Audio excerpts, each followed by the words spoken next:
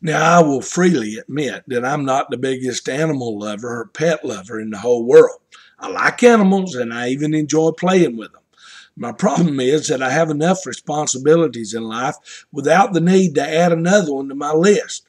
We do have a dog in our house and we've had it for our entire marriage.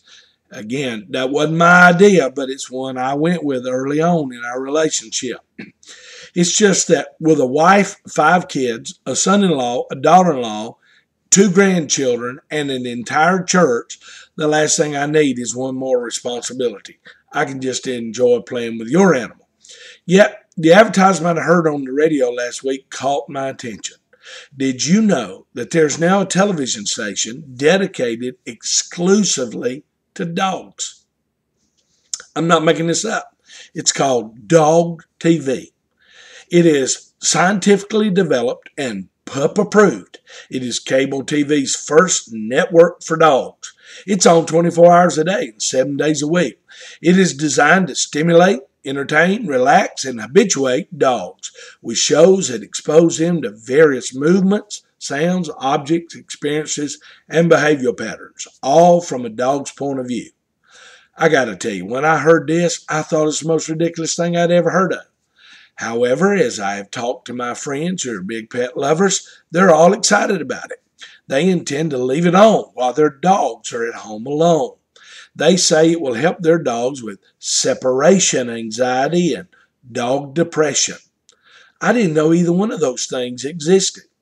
I guess there's a need to help these canine creatures deal with loneliness, depression, and anxiety. As I reflected on all of this, I was reminded that you don't have to be a four-legged creature to feel lonely, separated, abandoned, and depressed. We can all feel like we have a dog's life. Yes, that pun was intended.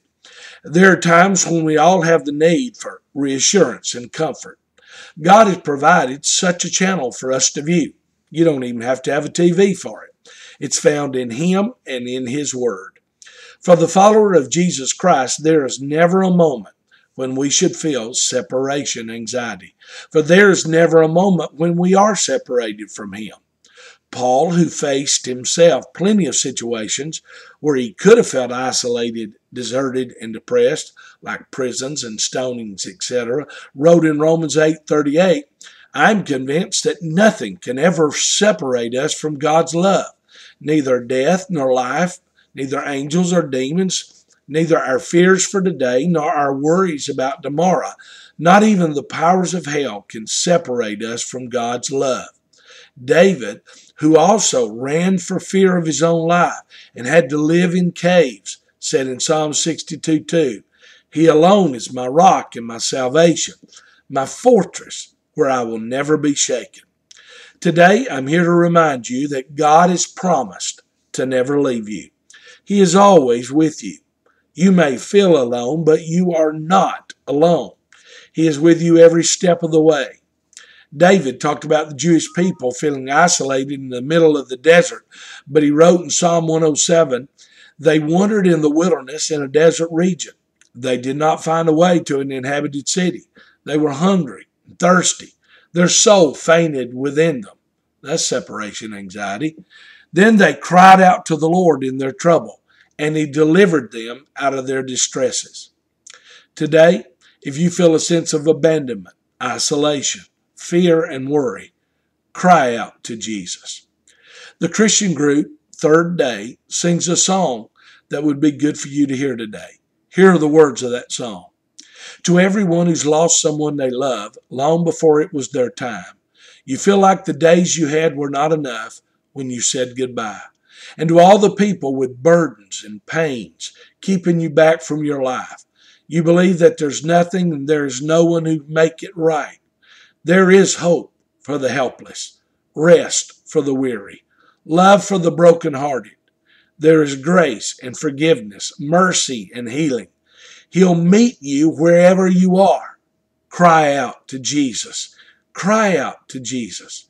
For the marriage that's struggling just to hang on, they lost all of their faith and love. They've done all they can to make it right again. Still, it's not enough. For the ones who can't break the addictions and chains, you try to give up, but you come back again. Just remember that you're not alone in your shame and your suffering. When you're lonely and it feels like the whole world is falling on you, you just reach out. You just cry out to Jesus. Cry out to Jesus. To the widow who suffers from being alone, wiping the tears from her eyes. For the children around the world without a home, say a prayer tonight. Just cry out to Jesus.